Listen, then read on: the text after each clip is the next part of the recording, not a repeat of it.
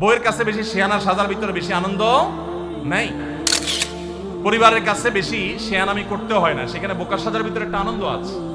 মিথ্যা কথা বলা কোথাও কিন্তু জায়েজ নাই। মিথ্যা কথা বলা ইসলামের জঘন্য অপরাধ।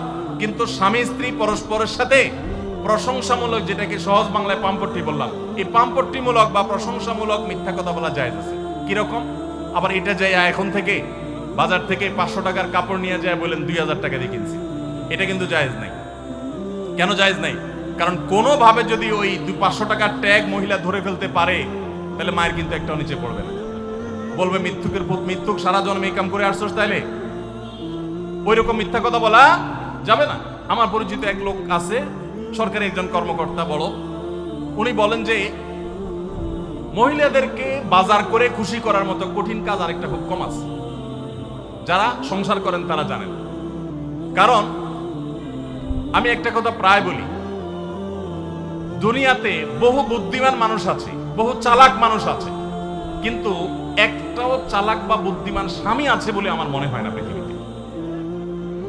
বুঝা ঠিক বলছেন? বহু চালাক বুদ্ধিমান মানুষ দুনিয়াতে আছে, কিন্তু কোন চালাক বা বুদ্ধিমান স্বামী দুনিয়াতে। তার মানে কি? প্রত্যেকটা বউয়ের কাছে তার স্বামীটা হলো আস্ত বেকুব।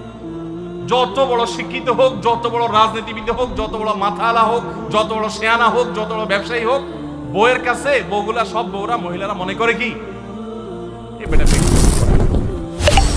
ম্যাক্সিমাম ক্ষেত্রে এটার ভিতরে আলাদা একটা আনন্দ আছে। বউয়ের কাছে বেশি শেয়ানা সাজার ভিতরে বেশি আনন্দ নাই। পরিবারের কাছে বেশি শেয়ানামি করতে হয় না, সেখানে বোকা সাজার ভিতরে একটা আনন্দ আছে। যাই হোক, তো ওই যে ভদ্রলোকের কথা বলছিলাম, বাজারের কথা বলছিলাম, যে বাজার করে মহিলাদের খুশি করা খুব কঠিন।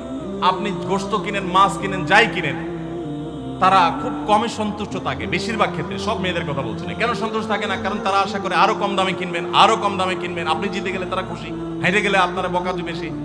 তো এক সরকারি কর্মকর্তা, বড় কর্মকর্তা, আমাকে বলতেছিলেন যে দেখেন, আমি সারা জীবন বাজার করি আর বইয়ের বকা শুনি। আমি চলে যাওয়ার পর আমার অফিসের একজন কেরানি আছে, তাকে দায়িত্ব দিছি বাজার টাজার করার জন্য। এই লোক বাজার করার পর আমার বউ বিরাট খুশি, বলে যে তার নাম ধরে বলতেছে, অমুক বাজার করলে প্রতিদিন ঠিক মতো বাজার করে, দাম দোস্ত ঠিকঠাক থাকে, মাপজোক সব ঠিকঠাক থাকে, তোমার প্রতিদিন ধরায় দেয় দোকানদার, কমায় দেয়। 2 কেজির গোশত আমার কাছে মনে হয় 1.5 কেজি দিছে, ওজন কম দিছে মনে হয়, নজরে উঠে না। তো লোকটা বলেছে আমার খুব সন্দেহ হলো, একই দোকান থেকে আমিও আনি, সেও আনে, আর আমার তো ঠকানোর কথা না, পরিচিত দোকানদার। তাহলে মহিলা এই কথা বললো, তার ব্যাপারে কাহিনীটা কি? তারা ডেকে বলছে, বলো তো কাহিনী কি, সিক্রেটটা কি?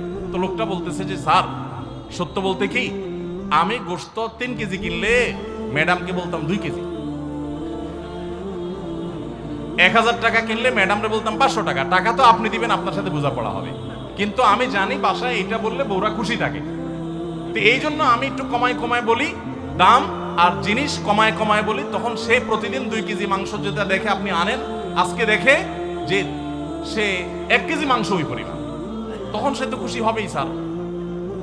তখন ওই লোকটা বলতেছে, দেখেন, সে এইটা করে আমার গোটা সংসারে আগুন ধরাই দিচ্ছে। তো এইভাবে মিথ্যা কথা বলা কিন্তু জায়েজ নেই। কোন মিথ্যা কথা বলা জায়েজ আছে? ধরেন আপনি আপনার বউরে বললেন, দেখো তুমি চাঁদের চাইতেও সুন্দর। কিসের চাইতে সুন্দর? ভাই, চাঁদের চাইতে উজ্জ্বল মানুষ হয় সম্ভব? ডাহা মিথ্যা কথা না? কিন্তু এই মিথ্যা কথা বলা কি আছে? জায়েজ আছে। সৌদি আরবের একজন আলেম, ডক্টর আয়েজ আল কারনি, মুসলিম বিশ্বের সবচেয়ে জনপ্রিয় আলেমদের মধ্যে একজন। ওনার একটা বক্তব্য আমি শুনেছি, অত্যন্ত চমৎকার কথা বলেন এবং দারুণ দারুণ টিপস দিয়ে থাকেন। উনি বলেন যে একটা ইউনিভার্সিটি প্রোগ্রামে স্টুডেন্টদের সামনে উনি বলছিলেন যে আমি একবার একটা আইডিয়া দিয়েছি দাম্পত্য জীবনের সুখ শান্তির জন্য। বলেন যে এটা ইমপ্লিমেন্ট করে অনেকেই সুফল পেয়েছেন, আমাকে ব্যক্তিগতভাবে জানিয়েছেন।